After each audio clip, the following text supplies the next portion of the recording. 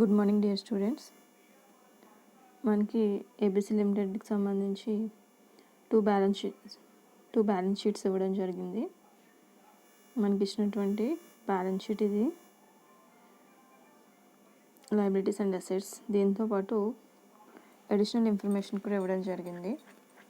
ఆ additional information ఏంటో ఒకసారి చూద్దాం.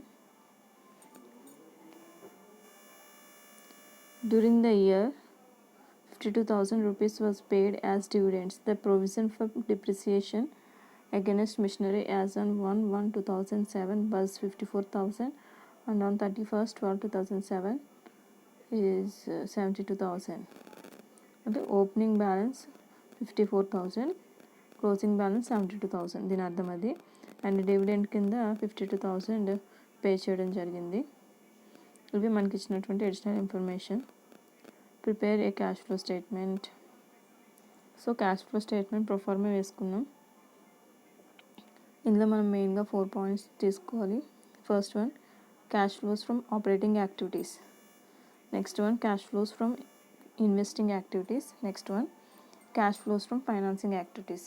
అండ్ లాస్ట్ వన్ ఏంటంటే క్యాష్ అండ్ క్యాష్ ఈక్వలెంట్స్. ఇలా 4 పాయింట్స్ కింద తీసుకోవడం జరుగుతుంది. ఫస్ట్ చూడండి, క్యాష్ ఫ్లోస్ ఫ్రమ్ ఆపరేటింగ్ యాక్టివిటీస్లో మనకి P&L అకౌంట్ ఇవ్వడం జరిగింది. బ్యాలెన్స్ షీట్లు ఇచ్చినటువంటి P&L అకౌంట్ డిఫరెన్స్ తీసుకోవాలి. P&L అకౌంట్ 96,000 ఉండేది, 2007 ఎండింగ్కి వచ్చేసరికి 98,000 అయిందంటే P&L అకౌంట్ ఎంత చేంజ్ అయింది అంటే 2,000 చేంజ్ అయింది. సో అది కూడా ఇంక్రీజ్ కాబట్టి plus value, increase in the balance of P&L account 2,000 rupees. Next, adjustments for non cash and non operating items.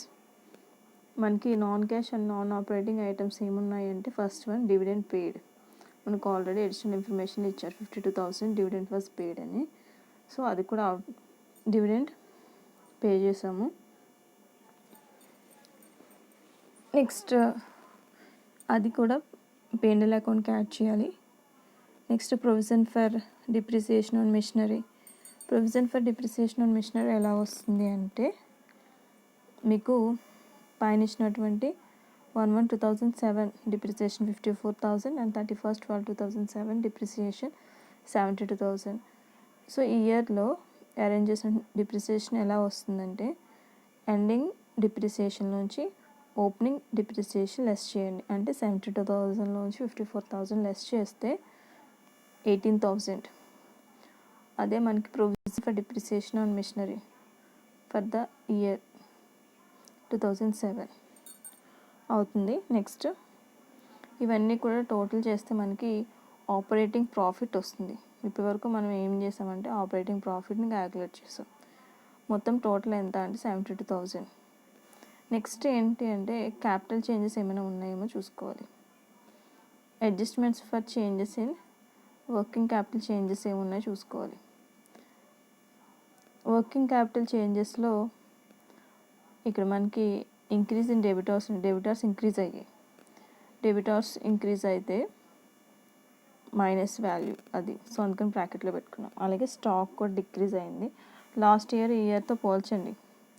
Debtors increase అయింది, స్టాక్ డిక్రీజ్ అయింది. డెబిటార్స్ ఇంక్రీజ్ అయితే మైనస్ వాల్యూ అవుతుంది కాబట్టి బ్రాకెట్లో పెట్టాం. Stock plus value, decrease in stock plus value అవుతుంది. అలాగే increase in current liabilities కూడా ఇంక్రీజ్ అయ్యాయి 10,000 లాస్ట్ ఇయర్తో పోస్తే ఇయర్. ఆ year starting and ending dates చూసుకుంటే స్టార్టింగ్ డేట్తో పోస్తే ఎండింగ్ డేట్కి 10,000 ఇంక్రీజ్ అయింది కరెంట్ లయబిలిటీస్. సో ఈ మైనస్ వాల్యూ ఒకటి తీసేస్తే 6,800, మనకి టోటల్ 81,200 వస్తుంది. Cash generated from operations 81,200 before tax ఇది. సో ఇప్పుడు మనం ఇన్కమ్ ట్యాక్స్ పేడ్ ఇచ్చారనుకోండి ప్రాబ్లంలో, దాన్ని లెస్ చేయాలి. ఈ ప్రాబ్లంలో ఇన్కమ్ ట్యాక్స్ పేడ్ లేదు కాబట్టి డైరెక్ట్గా 81,200 net cash from operating activities అవుతుంది. ఫస్ట్ పాయింట్ వచ్చింది.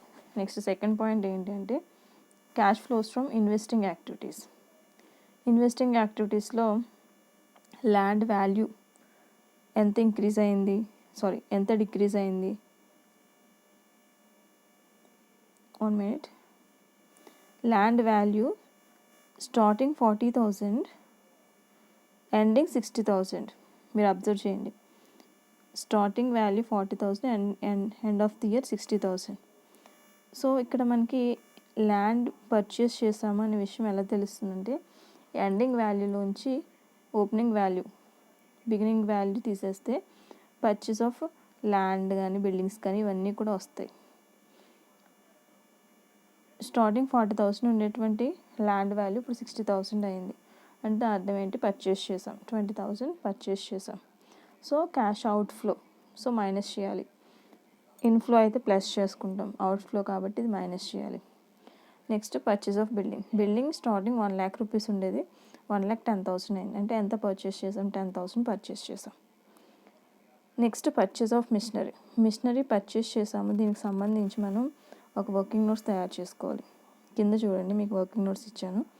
అందులో స్టార్టింగ్ ఏం చేయాలంటే ఓపెనింగ్ బ్యాలెన్స్ క్లోజింగ్ బ్యాలెన్స్ వేసేసుకోవాలి. మనకు ఓపెనింగ్ బ్యాలెన్స్ షీట్లో 1,60,000 ఇచ్చారు, అలాగే క్లోజింగ్ బ్యాలెన్స్ 1,72,000 ఇచ్చారు. So opening and closing balances machinery అకౌంట్లో నోట్ చేసిన తర్వాత డిప్రిసియేషన్ ఇయర్లో ఎంత అరేంజ్ చేసాము. Opening balance depreciation 54,000, closing balance 72,000. So 72,000 and 54,000 less చేసాం, పైన కూడా మనం చేసాం ఆపరేటింగ్ యాక్టివిటీస్లో. సో ఆ 18,000 క్రియేట్ చేయాలి మిషనరీ అకౌంట్లో. డిప్రిసియేషన్ క్రియేట్ చేస్తే మనకి బ్యాలెన్సింగ్ ఫిగర్ ఎంత వచ్చిందంటే 30,000 వచ్చింది. ఈ 30,000 డెబిట్ సైడ్ బ్యాలెన్సింగ్ ఫిగర్ వచ్చిందంటే క్యాష్ పర్చేజెస్. అదే బ్యాలెన్సింగ్ ఫిగర్ క్రెడిట్ సైడ్ వచ్చిందంటే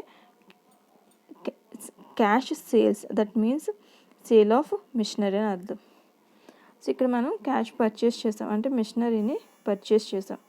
సో అది ఫస్ట్ మీకు ఇచ్చినటువంటి వర్కింగ్ నోట్స్. సో ఆ వర్కింగ్ నోట్స్ని బేస్ చేసుకుని మిషనరీ ఎంత పర్చేస్ చేసామంటే 30,000 పర్చేస్ చేసాము కాబట్టి క్యాష్ అవుట్ఫ్లో. సో ఇవన్నీ కూడా అవుట్ఫ్లోసే. So total 60,000 minus value. ఇది ఏమవుతుందంటే net cash used in investing activities అవుతుంది.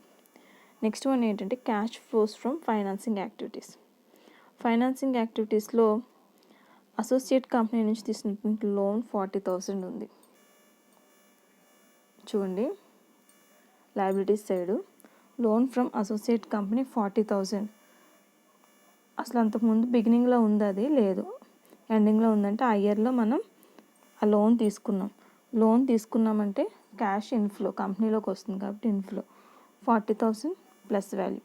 నెక్స్ట్ లోన్ రీపేడ్ టు బ్యాంక్కి లోన్ పే చేసేసాం అంటే అవుట్ఫ్లో 12,000 అవుట్ఫ్లో కాబట్టి దానికి బ్రాకెట్ పెట్టాం మైనస్ వాల్యూ. డివిడెంట్ ఎంత పే చేసాం, 52,000 పే చేసామని అడిషనల్ ఇన్ఫర్మేషన్ ఇచ్చారు. So cash outflow 52,000.